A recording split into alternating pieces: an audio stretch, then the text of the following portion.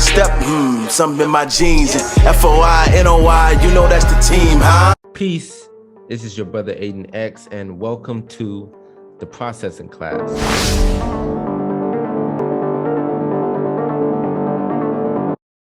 The first question I'd like to ask you is, how did you get the teachings? Were you born in the Nation of Islam, or did you get the teachings some other way, or was you exposed to it some other way?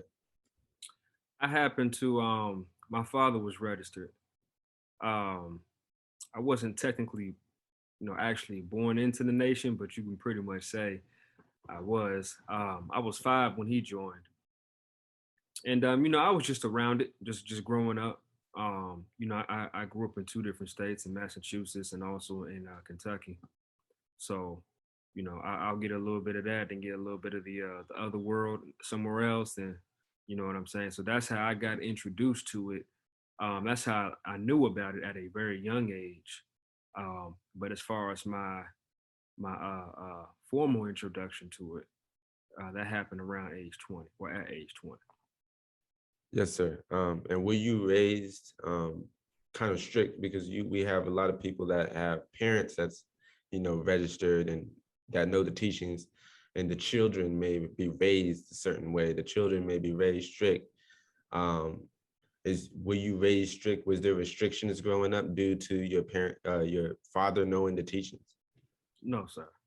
My father, he was one of those ones. He knew the teachings, and was involved with it, but he gave me free range of, he also understood having fun at a young age and what comes with that, the lifestyle and all that stuff. Well, not really the lifestyle, but just everything that's around and what normally pops up.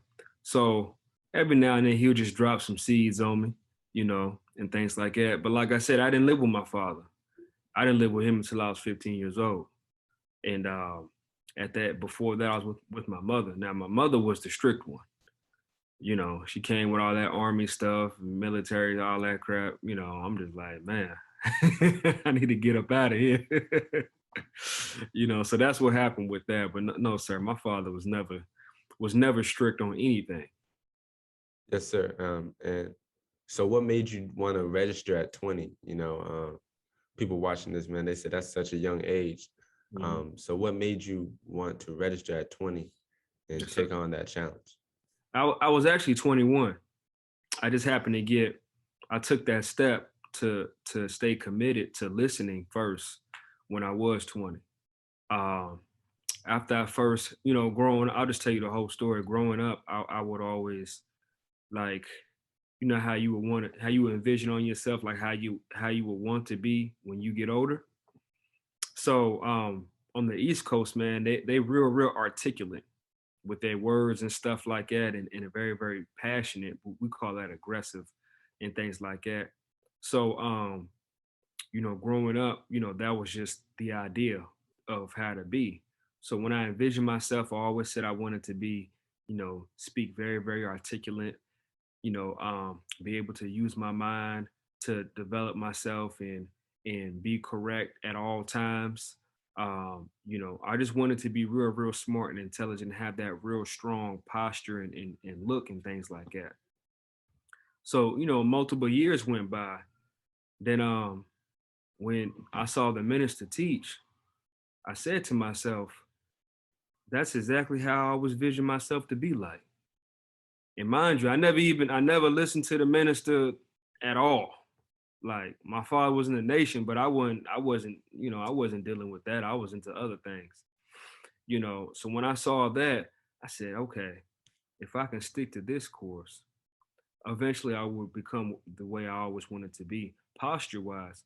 And at the same time, honestly believe with these teachings, if they're explained properly and understood properly and applied at the right time, we could save the whole humanity of the world. And that's the reason why I decided to join on. I wanted to be a part of that mission and help deliver us out of the bondage that we've been in. Yes, sir. And you just said earlier, you said you wasn't involved in with the nation growing up. You was into other things. What were those other things that you was involved with? Because some brothers come from crime, some brothers just come from straight foolishness, before the teachings. So what was those other things that you was involved with before you accepted that the teachings? Man, brother, it was just two things: money and women. It ain't nothing. It ain't nothing like crazy, but that was just it.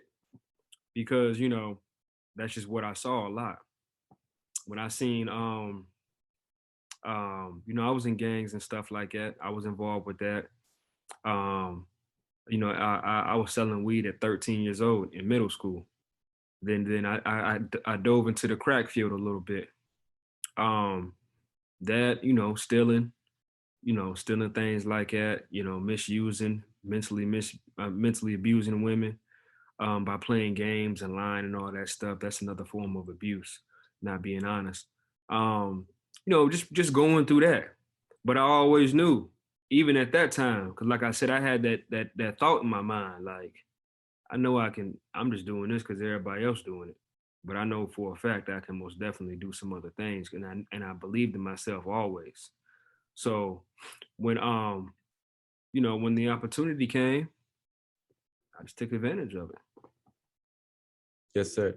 And you said you was into money and women and even some of the drug dealing and the gang related things. What made you want to stop it? Because some people see it, they don't see nothing wrong with it. I'm having fun. I'm being young. I'm enjoying myself, and I'm making, I'm making money. So, Yes, sir. what made you want to stop? And what would you tell other people watching this that may be involved in the same thing and they don't see no reason to stop? Yes, sir. Yeah, yeah. I wanted to because hell, people was dying, Hmm. and I was in the midst of that. Not causing it, but I'm like, it's people who I knew, like, dang, like you 14, 15 years old and you dead. You know what I'm saying? I'm like, oh man, like if I keep going this direction, it can possibly happen to me too. And my father always told me, you either gonna end up in dead, or you're gonna end up dead or in jail.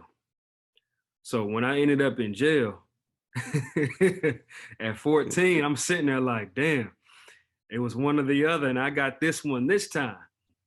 You know what I'm saying? Next Yeah. time, ain't no telling what it's gonna be. And I sat there and said, I'm not even gonna lie to you. On New Year's of 2005, 2006, that New Year, man, I got arrested. Was in the wherever it's at, was locked up. And I remember I was sitting there. It was nothing in there, but it was a tiny little room. I mean, this room was tiny. It was like a 4-foot bench that you sit on and a toilet. And I looked at the toilet. It had, urine stains on it. And I sat down. And the first thing that popped in my mind, I said to myself, damn, this nigga was right. So, I was just like, yo, I gotta get up out this, man. Like, and we wasn't poor, not like that. You know what I'm saying? Like, I just did it because I knew I could. And I was into money. That was my thing. And I'll tell you a story about that later on. Um, but yeah, man, that started happening, man. Like in one of the gangs I was in at 14, I was 15, he was 14, man. He died. He got killed. Probably like 5 houses down from where I lived at. So I was like, whoa, like that was a shocker right there. Then I always had a deep passion for I always believed in like no sex before marriage. Always believed that before the teachings. And the reason why, I just felt like that was always the right thing to do. However, circumstances altered that way of thinking. So as I got older and mature, I started to like feel bad for like certain actions, certain things I've said, certain languages that I use. That once I became, and I just didn't know how to um, really express myself the proper way. But once I got involved with the teachings and seen the example, then the example was also on paper. I sat there and said, okay, maybe I should go ahead and implement this as well. And there was a few women, years later, I went back and apologized, um, and just told them that I apologize for my actions at that time. This is 4 or 5 years later. You know what I'm Yeah. saying? And I'm just going back and saying that one of them just bust out in tears. I was just like, whoa, like I ain't know it was like that, you know. And but yes, sir. So that's just what it was, though, brother. A few realistic things, and a few spiritual things came afterwards, and that made me fully convert my way of thinking.